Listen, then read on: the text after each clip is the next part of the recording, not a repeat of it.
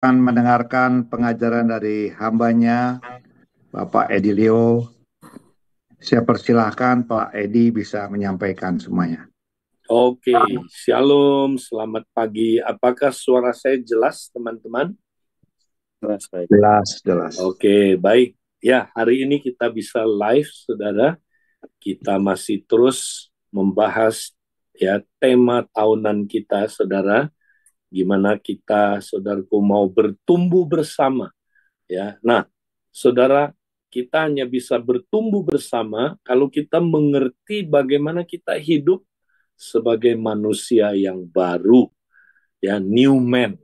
Nah, saudara, kompak adalah bagian dari manusia baru. Ya, kompak itu adalah unit terkecil ya dari komunitas manusia baru. Ya, kenapa? Ya, saudara, karena manusia baru itu ya adalah sama dengan apa, saudara? Tubuh Kristus. Ya, manusia baru itu adalah saudaraku ya di mana komunitas tubuh Kristus berada. Nah, karena itu saudara, mari kita akan sama-sama melihat ya, saya sudah pernah menyampaikan kebenaran ini, tapi kita mau hari ini lebih berfokus kepada prakteknya. Bagaimana kita mempraktekkan saudara hidup bersama ya, bertumbuh bersama dalam manusia baru. Nah, kita mesti mengerti dulu apa itu manusia baru, ya, saudara. Nah, di dalam Efesus 2 ayat 15 sampai ayat 15 sampai ayat yang ke-16 dikatakan sebab dengan matinya sebagai manusia ia telah membatalkan hukum Taurat dengan segala perintah dan ketentuannya untuk menciptakan keduanya menjadi satu manusia baru di dalam dirinya, ya. Dan dengan itu ia mengadakan damai sejahtera dan untuk memperdamaikan keduanya di dalam satu tubuh dengan Allah oleh salib, dengan melenyapkan perseteruan pada salib itu. Jadi saudara, ayat ini bilang ya, kedua belah pihak yang sedang bermusuhan, orang Yahudi, orang non-Yahudi, dipersatukan, saudaraku, oleh ya kayu salib itu, oleh karya Yesus di kayu salib. Mereka dipersatukan menjadi apa, saudaraku? Satu manusia baru. Jadi bukan banyak manusia baru, satu manusia baru. Jadi satu manusia baru ini apa, saudaraku? Yaitu tubuh Kristus. Karena ayat ini bilang itu adalah tubuh Kristus. Jadi kalau saudara lihat gambarnya, saudara, ya, siapa itu manusia baru? Manusia baru, saudara, adalah Kristus dan tubuhnya. Ya, jadi Kristus kepalanya, kita tubuhnya. Ya, Kristus dan tubuhnya ini disebut manusia baru, satu manusia baru. Ya, jadi Kristus kepalanya kita, ya, kita, saya yang baru di dalam Kristus. Ya, saya anggotanya ya tubuh Kristus. Saya anggotanya manusia baru. Ya, saya bagian dari manusia baru. Jadi itulah manusia baru. Nah, kalau ada manusia baru berarti ada manusia lama. Nah, siapakah manusia lama itu? Manusia lama adalah Adam dan tubuhnya.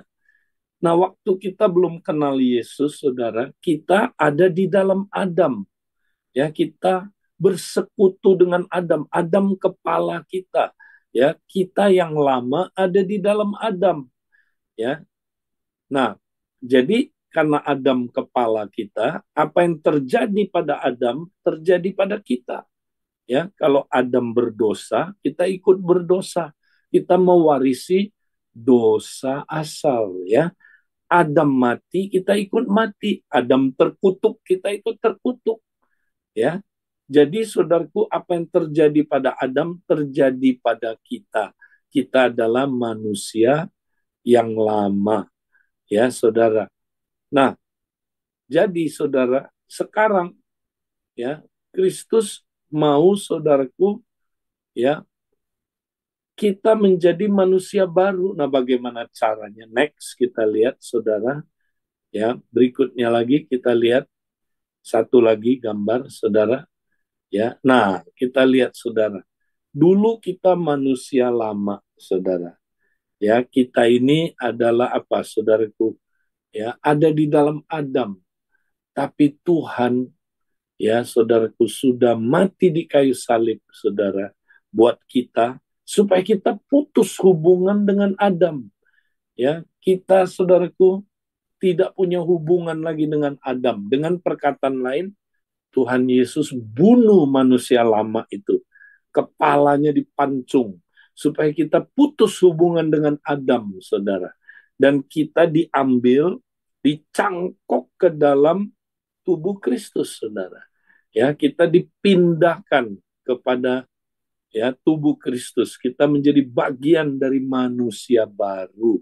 Nah, jadi kita yang dulu saudara ya berhubungan dengan Adam ya, walaupun kita sudah putus hubungan dengan Adam ya, kepalanya udah dipancung saudara, putus, tapi karena kita udah sekian lama dilatih oleh Adam ya, kita sudah terus-menerus tubuh kita ya dilatih sehingga tubuh kita mempunyai kebiasaan-kebiasaan yang berdosa.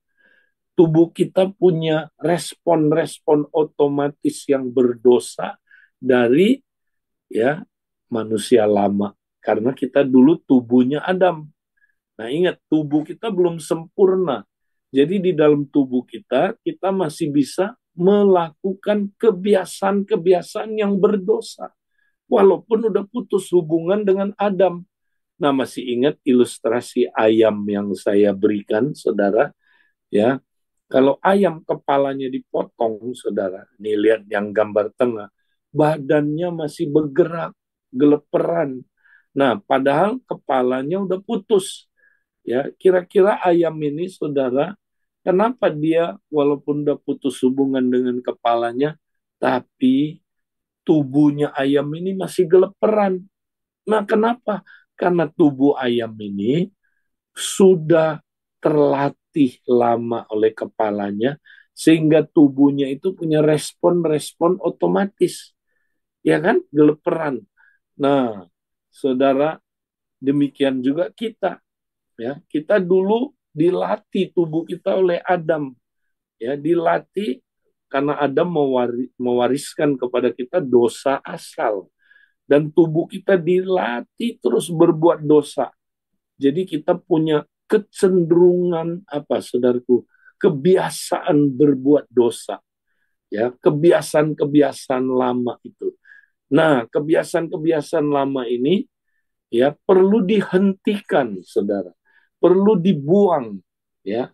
Dihentikan. Itulah kelakuan manusia lama kita, saudara. Perlu berhenti.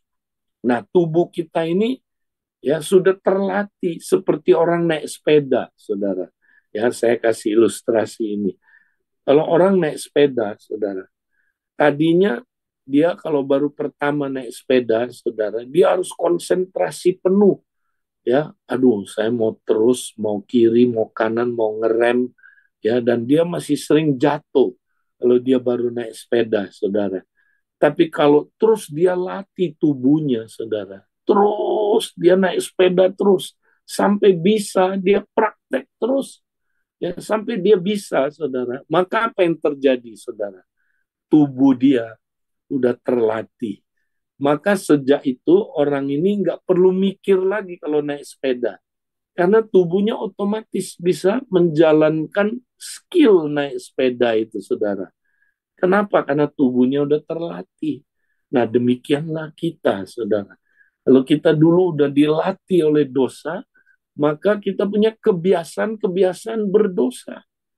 Nah, kebiasaan-kebiasaan berdosa ini perlu dibuang, diganti dengan kebiasaan-kebiasaan yang kudus, kebiasaan-kebiasaan yang dari manusia baru.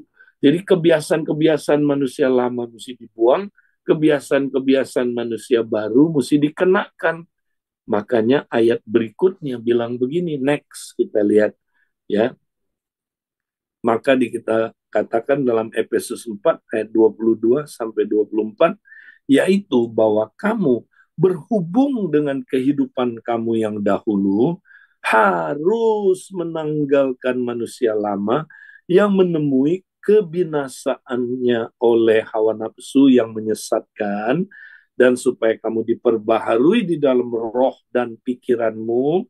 Ya, jadi kita mesti menanggalkan manusia lama, ya. Jadi buang apa itu, Saudara? Kebiasaan-kebiasaan yang lama. Kebiasaan-kebiasaan manusia lama mesti dibuang. Nah, ayat 24 bilang, dan mengenakan manusia baru yang telah diciptakan menurut kehendak Allah di dalam kebenaran dan kekudusan yang sesungguhnya. Ya, jadi nggak cukup hanya menanggalkan manusia lama, kebiasaan-kebiasaan, kelakuan-kelakuan manusia lama, tapi mesti bangun mengenakan ya manusia baru, kelakuan-kelakuan manusia baru, Saudara. Ya. Jadi coba lihat tubuh kita ini, Saudara. Walaupun udah putus hubungan dengan Adam, tubuh kita ini sekarang masih punya respon-respon otomatis, masih punya kelakuan-kelakuan manusia lama, ya. Nah, tubuh kita ini udah dicangkok ke dalam tubuh Kristus, ya, tapi dia masih membawa kebiasaan-kebiasaan lamanya. Nah, jadi kalau kita mau bertumbuh, saudara, kebiasaan lama ini mesti dihentikan, ya, terus dibangun kebiasaan-kebiasaan baru. Ya, kebiasaan-kebiasaan baru itu adalah dari kepala kita yang baru, Saudara, yaitu Kristus. Nah, sekarang tubuh kita mesti tunduk kepada kepalanya yang baru. Kepalanya yang baru Kristus, dia mesti tunduk terus. Ya, makanya Saudaraku, dia mesti bangun ya kelakuan-kelakuan manusia baru.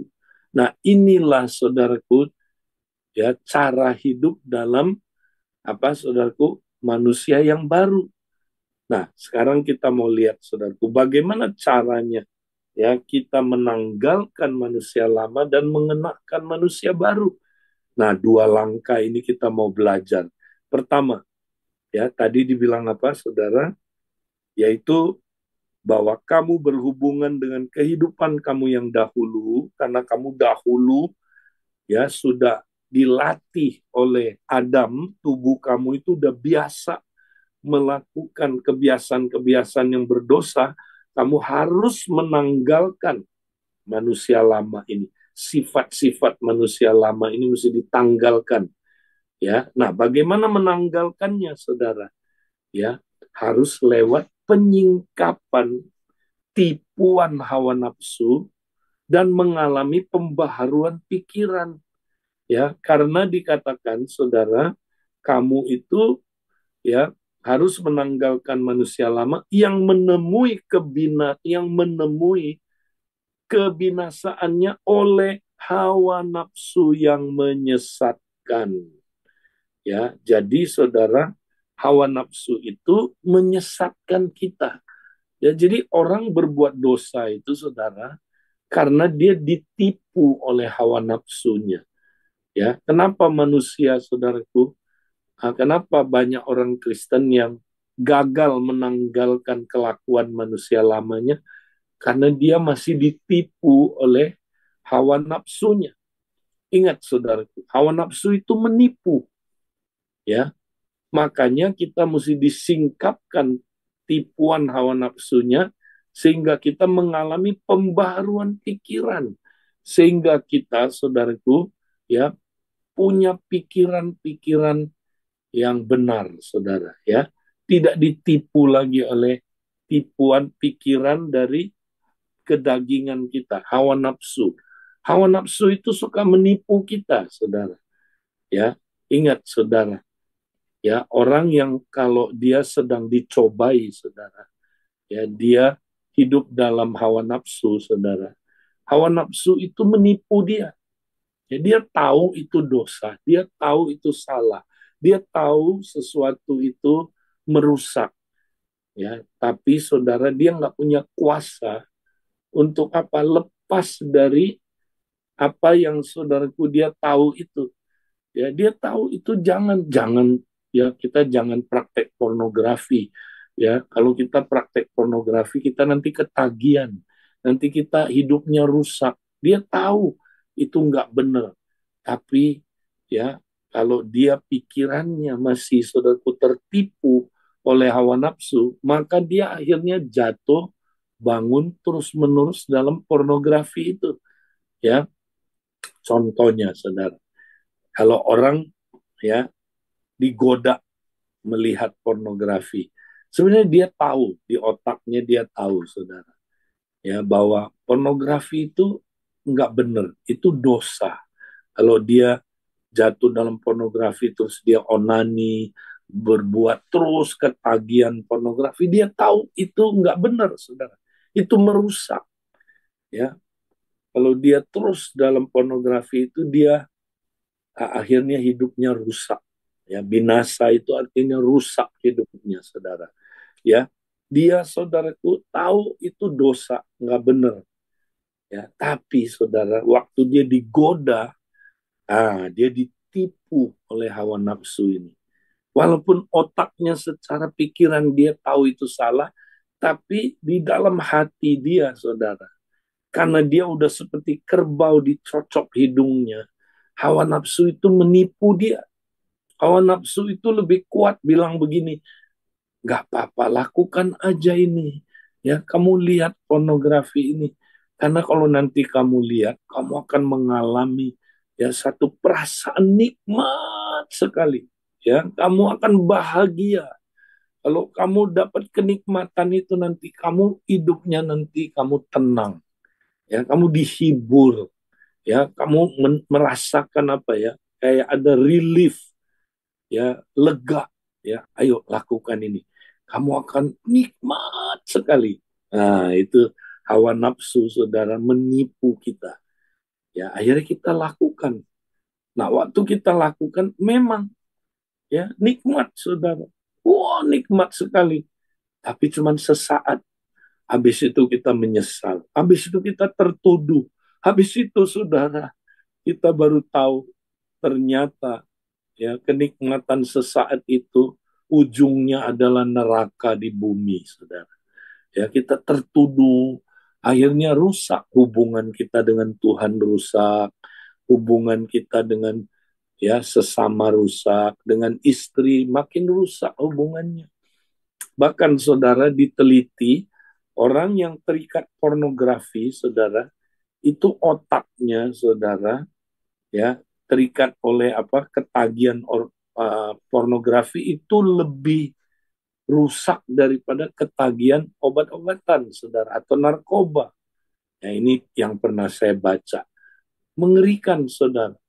Jadi kita ditipu oleh hawa nafsu, akhirnya kita terus-menerus ya jatuh bangun dalam dosa itu, terikat dengan pornografi. Sama kayak selingkuh juga sama, saudara. Ya kan? Kenapa ada orang yang saudara terus jatuh bangun dalam selingkuh? Karena apa, saudaraku? Dia ditipu oleh hawa nafsunya.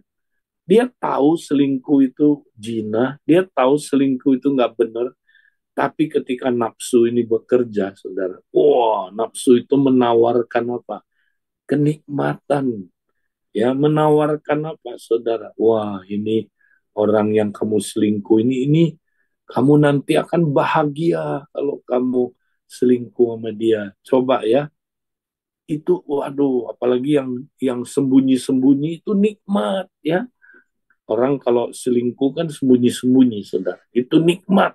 Nikmatnya belum pernah kamu rasakan. Itu luar biasa. Ayo, selingkuh aja ya.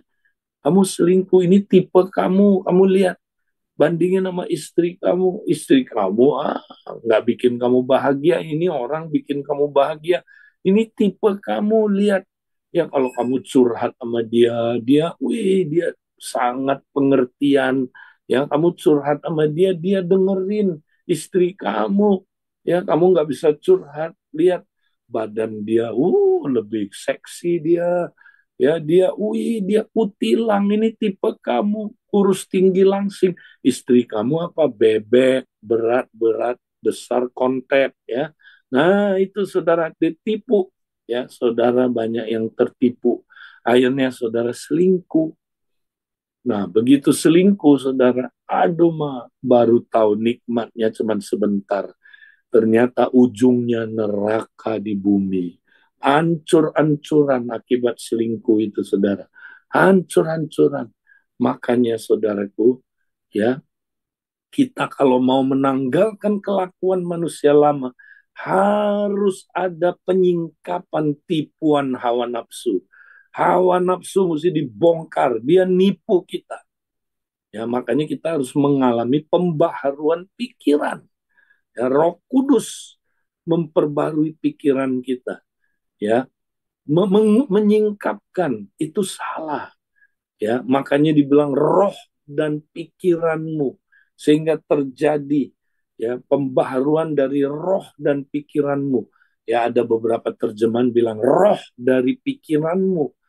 Jadi ini, saudaraku, kita diubah, ya, dari pengetahuan baik dan jahat, ya, menjadi pengetahuan lewat pohon kehidupan, ya. Ini lewat apa, saudaraku? Lewat ya, pikiran yang di dalam yang diubah, bukan cuman pengetahuan otak, ya, tapi kita diubah di dalam kita. Itulah, saudaraku, Roma 12 ayat 2 itu mengalami pembaharuan pikiran. Wow, saudara. Nah, ini yang perlu terjadi dalam hidup kita, saudara. Nah, itu langkah pertama. Nah, langkah kedua, saudara, setelah kita menanggalkan kelakuan manusia lama, kita mesti membangun kelakuan manusia baru sampai menjadi respon otomatis dalam tubuh kita. Ya, jadi kan ingat, saudara, kita dulu punya respon otomatis yang lama, mesti ditanggalin. Nah, sekarang kita mesti mengenakan respon, mengenakan manusia baru, kelakuan-kelakuan manusia baru mesti dibangun sampai menjadi respon otomatis dalam tubuh kita. Nah, gimana caranya? Praktikalnya gimana, saudara? Nah, Paulus memberikan 5 hal yang penting, saudara, untuk kita, ya, mempraktekkan bagaimana kita menanggalkan manusia lama dan mengenakan manusia baru. Mari kita lihat 5 hal ini, ya. Nah, saya mau dorong saudara praktekkan 5 hal ini di kompak, saudara. Praktekkan 5 hal ini di dalam keluarga, saudara. Praktekkan 5 hal ini, ya, di dalam kehidupan persekutuan orang-orang percaya, saudara. Di dalam tubuh Kristus, ya. Pertama, kita mesti membuang dusta, ya, karena dusta adalah kelakuan manusia lama. Buang itu, karena dusta merusak, saudara. Dusta membuat kita nggak bisa punya hubungan persekutuan yang baik, saudara. Ya, buang dusta dan kenakan, ya, sifat manusia baru. Manusia baru itu apa? Berkata benar. Lawannya dusta adalah berkata benar. Saudara, jadi kita jangan suka bohong. Jangan suka hidup dalam apa, saudaraku, kegelapan. Tapi kita mesti terbuka, terang.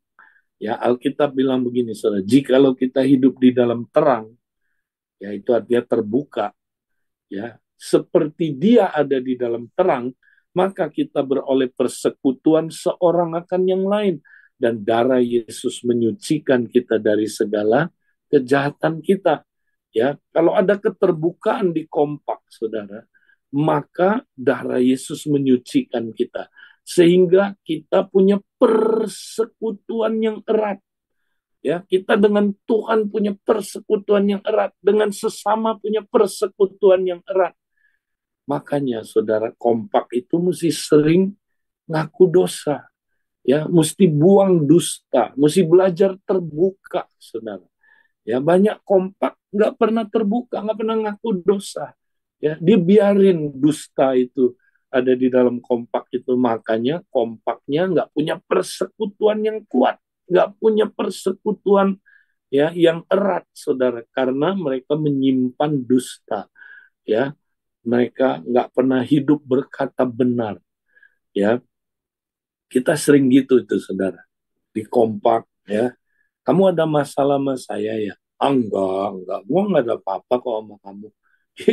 Nggak ada apa-apa, tapi nanti di luar dia ngomong, itu kurang ajar tuh anggota kompak saya itu. Aduh, gue sebel banget sama dia. Nah, itu dusta, saudara. Ya, kalau ketemu nggak berani terbuka, saudara, apa adanya. Disimpan-simpan, nanti di luar ngomong, saudara.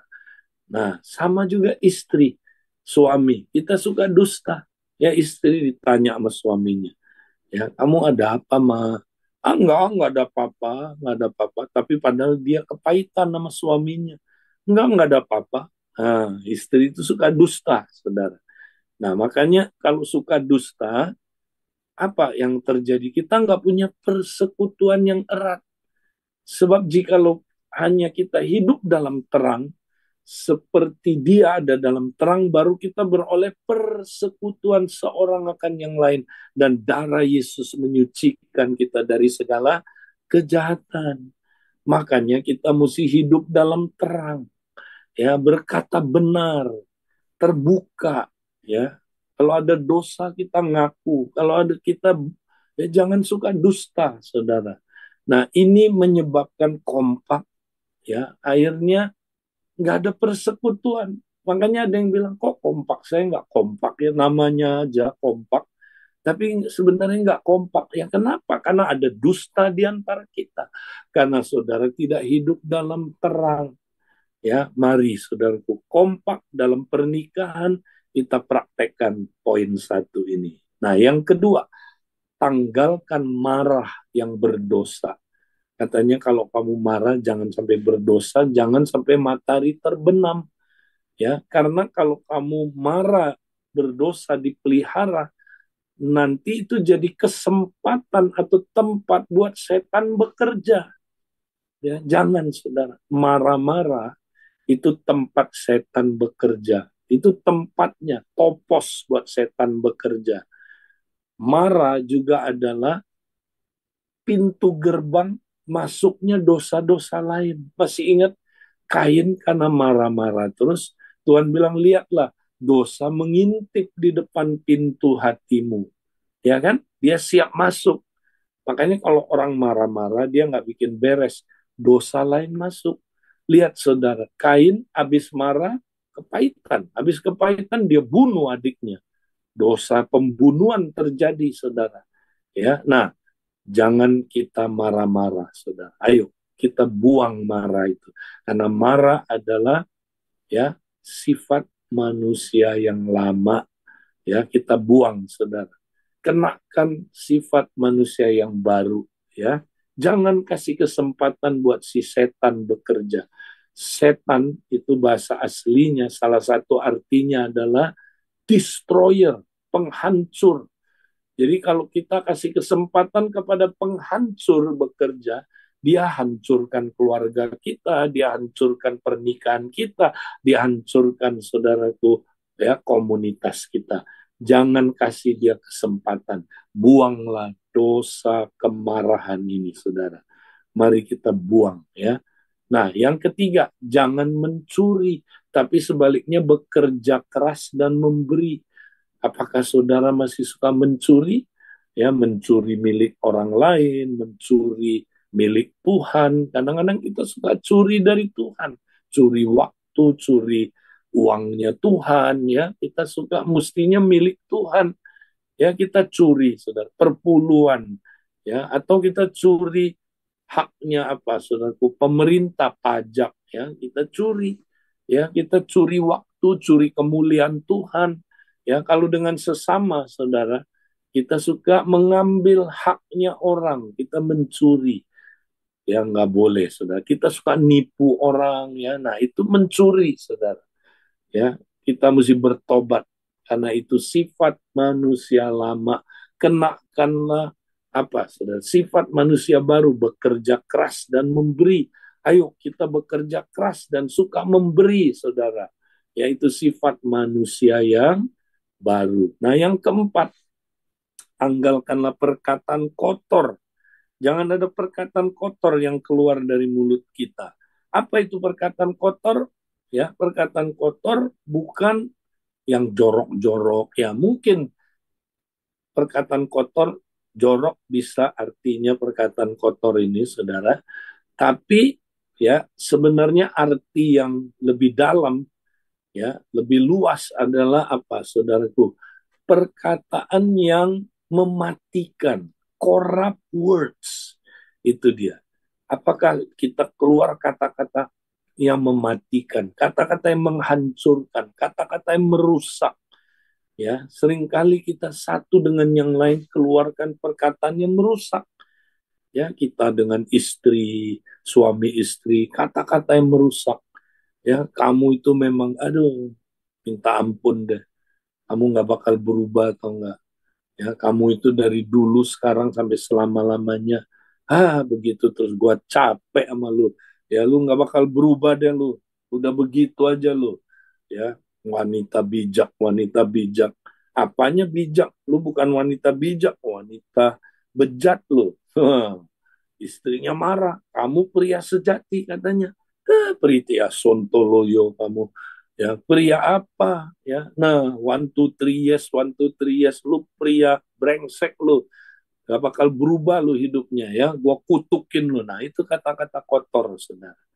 Ya, kita sering, saudaraku, kata-kata kotor keluar dari kita. Suami istri saling mengucapkan kata-kata kotor, kata-kata yang mematikan, yang merusak potensi pasangan kita, yang menghancurkan gambar dirinya. Ya, itu, saudaraku, kata-kata yang kotor, kata-kata yang merusak. Kita perlu bertobat, saudara. Ya, ganti dengan apa, saudara? Kata-kata yang membangun, ya, yang mendatangkan kasih karunia. Ya, memang istriku, kamu masih belum ya sempurna, ada kelemahan kamu, tapi aku percaya kamu akan berubah karena kamu diciptakan Tuhan menjadi manusia baru. Kamu itu ciptaan yang baru, kamu diciptakan serupa dengan Kristus, kamu bisa berubah. Itu kata-kata yang mendatangkan kasih karunia. Kita kayak gitu nggak, saudara? Di kompak kita saya suka dengar. Ya, ada yang bilang, aduh Pak Edi, gue mau udah capek dari kompak ini. Nggak berubah-berubah itu orang. Aduh, gue capek banget Pak Edi, gue udah mau ninggalin kompak. Itu kata-kata kotor, saudara. Ya, karena saudara nggak punya iman bahwa dia bisa berubah. Ya, saudara, kata-katanya kata-kata merusak, menghancurkan gambar diri dia. Ya, saudara, menghancurkan potensi dia, padahal dia bisa berubah. Saudara, mari ya kita buang kata-kata kotor ini. Yang terakhir, yang kelima, jangan menduka citakan Roh Kudus. Ya, dengan apa? Menyimpan kepahitan dan dosa-dosa korporat. Kalau kita simpan kepahitan, dosa-dosa korporat, saudara, ya, marah, geram, kepahitan, ya, saudara, kata-kata kita apa saling merusak, menghakimi, ya, satu dengan yang lain. Nah, ini menduka citakan Roh Kudus, saudara. Kenapa? Karena Roh Kudus itu tugasnya membangun manusia baru. Dia tugasnya apa? Membangun tubuh Kristus. Dia tugasnya memelihara tubuh Kristus, memelihara kesatuan. Dia, saudaraku, tugasnya ya membentuk tubuh Kristus. Tapi kita melakukan tindakan yang melawan tindakan dia, berlawanan dengan tindakan dia. Dia membangun tubuh, kita merusak tubuh. Ya kan? Dia memelihara tubuh kita, saudaraku, nggak memelihara, malah kita merusak kesatuan tubuh. Ya, dia, saudaraku, yang membentuk tubuh, kita membubarkan tubuh. Ya, kita, saudaraku, melawan dia. Ingat, saudara, Roh Kudus berduka cita. Ya, kalau Roh Kudus berduka cita, apa akibatnya? Enggak mendatangkan kebinasaan, enggak. Tapi kalau Roh Kudus diam, waduh, ciaklat, saudara. Dia kalau diam berduka cita, dia nggak mau kerja lagi. Nanti apa yang kita lakukan tidak disertai Roh Kudus, maka hidup kita akan jadi hidup yang mengerikan, saudara. Ya, hidup yang tidak ada pertolongan Roh Kudus. Hidup kita, saudaraku, kita lakukan apapun tidak ada revival, tidak ada pekerjaan Roh Kudus, saudaraku. Kita pakai kekuatan sendiri. Akhirnya, saudara, ya nggak terjadi apa-apa dalam hidup kita. Mari, saudaraku, kita perlu bertobat, ya bertobat, buang dosa-dosa korporat ini, buang kepahitan, buang kegeraman, kemarahan dan sebagainya, saudara. Tapi kita mau, ya apa, saudara, mengenakan kasih, saling mengampuni, saudara. Ya kita mau apa, saudaraku, bangun, saudaraku, keramahan di antara kita, ya penuh dengan kasih mesra satu dengan yang lain. Itu kata ayat 32, saudara. Nah, inilah contoh-contoh prakteknya menanggalkan manusia lama dan mengenakan manusia baru. Tuhan mau kita praktekkan ini. Nah, saya mau dorong hari ini nanti di kompak, ya, di breakout room, coba 5 hal ini dibahas. Masih ada nggak di dalam kompak kita? Masih ada nggak di dalam keluarga kita? Kalau ini ada, kita perlu buang, saudara. Buang kelakuan manusia lama, kenakan kelakuan manusia baru. Nah, itu yang saya mau sampaikan. Saya serahkan kembali ke teman-teman yang bertugas. Kalau kita masih ada waktu dikit,